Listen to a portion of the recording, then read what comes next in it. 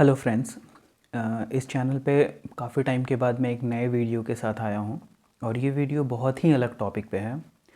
Topic है हमारे video का व्हाट इज़ अवेंस लिस्ट और क्या है ये अवेंस लिस्ट, कैसे इससे हमें डील करना है, इन सब के बारे में इस वीडियो में जानेंगे। एक छोटी सी वीडियो में कैसे ये वेटिंग लिस्ट से अलग होता है, क्यों आता है ये अवेंस लिस्ट, हमें क्या क्या करना होगा अगर हम इसमें आते हैं, तो क्या घबराना क्यों नहीं है, क्यों घबराना है, सारी बातें इस वीडियो में हम डिटेल में डिस्कस करेंगे।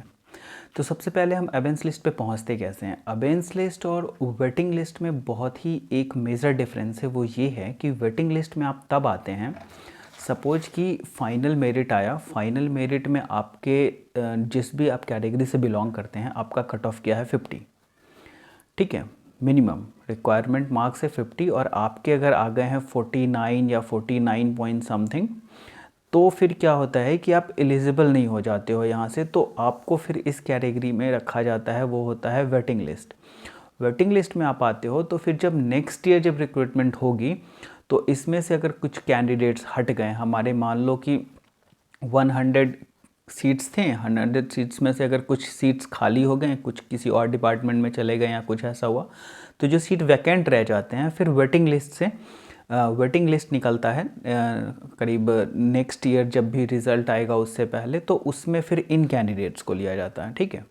लेकिन वेटिंग लिस्ट से बिल्कुल ही अलग होता है अवेंस लिस्ट। अवेंस लिस्ट में आपका ये जो फाइनल मेरिट है मार्क्स, इससे बिल्कुल ही मतलब कि क्वालिफाई कर जाते हो आप कंप्लीट, आपके 57 59 कुछ भी मार्क्स हो सकते हैं और आप अवेंस लिस्ट में आ सकते हो। ये देखो मैं आपके साथ शेयर कर रहा हूँ, ये जो है हमारा फाइनल मेरिट लिस्ट है, एक तरह से समझ लो। इसमें जो कैंडिडेट्स हैं जो प्रोविजनली सिलेक्ट किए गए हैं और उनके मेडिकल जोन्स इसमें दिए गए हैं। ये फाइनल मेरिट लिस्ट के बाद ये लिस्ट निकलता है, ठीक है। तो आप इसमें देख सकते हो कि ये जो लिस्ट है ये कंप्लीट लिस्ट है। इसमें टोटल जितने भी कैंडिडेट्स हैं जो कट ऑफ क्वालिफाई कर लिए हैं इंटरव्यू के बाद, उनका ये लिस्ट आता है। इस लिस्ट में आप एक चीज़ नोटिस करोगे कि इसी लिस्ट के लास्ट में कुछ कैंडिडेट्स को अवेंस में डाला जाता है, ठीक है।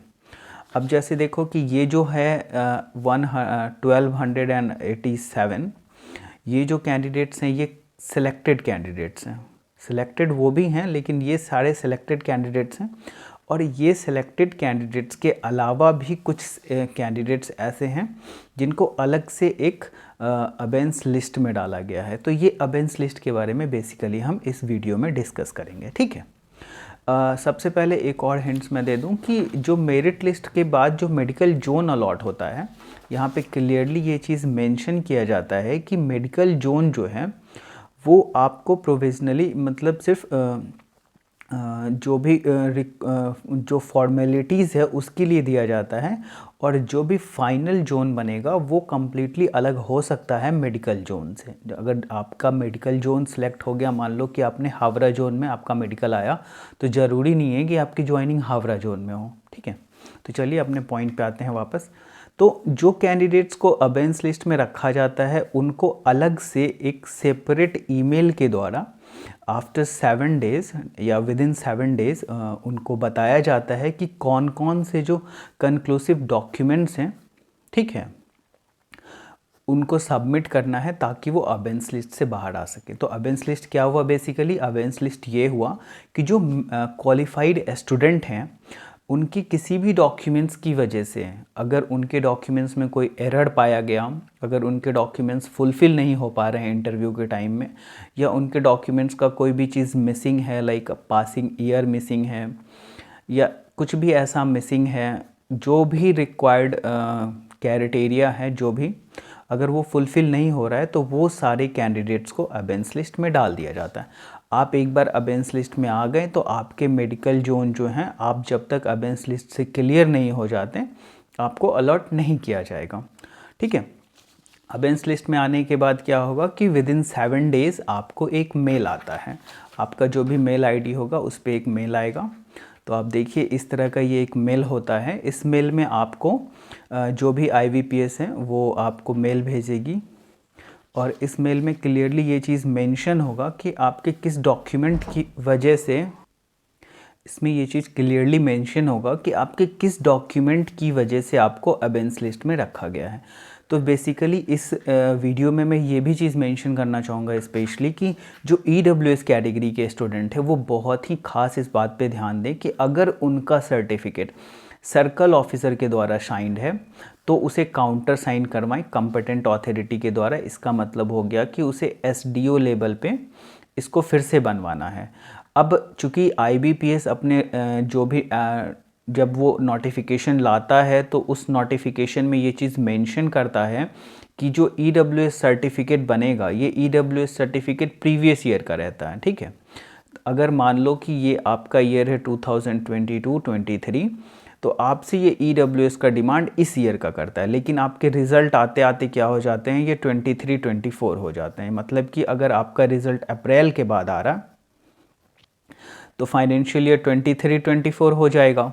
तो अगर आप वेट करते रह गए EWS सर्टिफिकेट का और अप्रैल के बाद आप जब इस चीज़ के पीछे पड़ोगे तो क्या होता है कि SDO लेवल पे ये चीज़ प्रॉब्लम क्रिएट करती है। ठीक है, तो अगर आपका EWS सर्टिफिकेट सर्कल ऑफिसर का है तो आप इसे जल्द से जल्द SDO लेवल पे बनवा लो, नहीं तो आप इस वजह से भी अबेंस लिस्ट में आ सकते हो। क्लियर।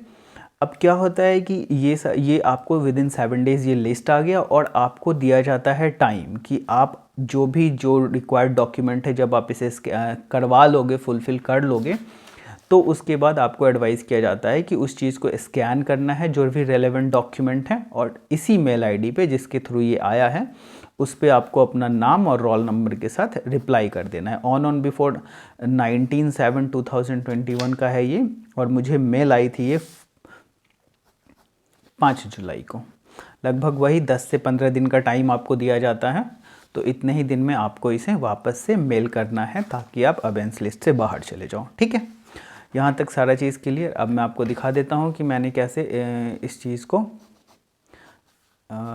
भेज दिया था। वापस से मैंने ये डिटेल भेजा, सब चीज़ हो गया मेरा।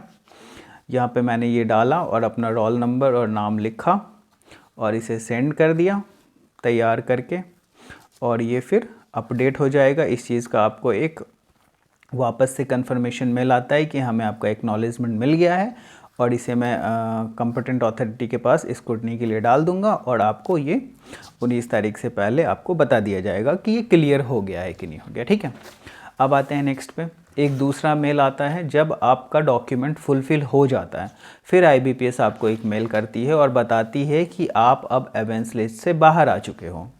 जब आपका डॉक्यूमेंट फुलफ़िल हो गया तो आप अबेंस लिस्ट से बाहर आ जाते हो और उसके बाद ही जो आपको उसी मेल के थ्रू बताया जाता है कि आपका मेडिकल जोन क्या है। जैसे मेरा मेडिकल जोन मुजफ्फरपुर था तो मुझे मुजफ्फरपुर दे दिया गया। ठीक है, और बताया जाता है कि आपको 2 से 3 हफ्ते में कॉल किया जाएगा। यहाँ पे एक इंटरेस्टिंग बात है कि जो आपका मेडिकल जोन अलॉट हुआ है और जो प्रीवियसली लोगों का मेडिकल जोन अलॉट हुआ था जो अबेंस लिस्ट में नहीं थे, दोनों का मेडिकल साथ में ही होता है, क्योंकि उनका और ये जब क्लियर हो जाते हैं, इनका भी मेडिकल जोन मिल जाता है। तो जब जोन्स अलॉट हो जाते हैं तो सबका मेडिकल एक ही साथ होता है, इसीलिए बिल्कुल आपकी ज्वाइनिंग लेट नहीं होगी। इस वजह से सारा चीज़ टाइम पे ही होगा और सब साथ में ही होगा। ठीक है, अब देखो एक और बात मैं आपसे बताना चाहूँगा इसी वीडियो में कि ये तो EWS कैटेगरी की मैंने बात की। कुछ लोग सोच रहे होंगे कि अगर मैं अगर मैं अनरिजर्व्ड कैटेगरी से हूँ, UR से हूँ अगर मैं, तो क्या मैं अबेंस में आऊँगा? कुछ कैंडिडेट्स होते हैं जो UR के भी अबेंस लिस्ट में आते हैं। रीज़न क्या हो सकता है उसका रीज़न ये हो सकता है कि उनके डॉक्यूमेंट्स में कुछ चीज़ें मिसिंग हो, जैसे कि उनके ग्रेजुएशन या मैट्रिक के सर्टिफिकेट में पासिंग ईयर जो है वो क्लियरली मेंशन ना हो या फिर कुछ गड़बड़ हो उसमें। जो OW से हैं, OBC से हैं, उनके केस में भी ऐसा सर्टिफिकेट का एरर या कुछ ऐसा एरर आ सकता है। तो अब आपका इस वीडियो में कम्प्लीटली क्लियर हो गया होगा कि अबेंस लिस्ट का क्या है, क्या मांजरा है, क्या इशू है, क्या है झमेला ये अबेंस लिस्ट, कैसे इससे बाहर निकलना है। इससे आपकी ज्वाइनिंग पे कोई असर नहीं पड़ता है। आपकी ज्वाइनिंग ना डिले होती है ना कुछ होता है, बस आपके डॉक्यूमेंट्स की वजह से आपका मेडिकल जोन थोड़ा लेट में आपको अलॉट किया जाता है। तो आई होप कि सारा चीज़ क्लियर हो गया होगा। मैंने हर एक पॉइंट्स को बहुत ही अच्छे से डिटेल में एक्सप्लेन करने की कोशिश की है।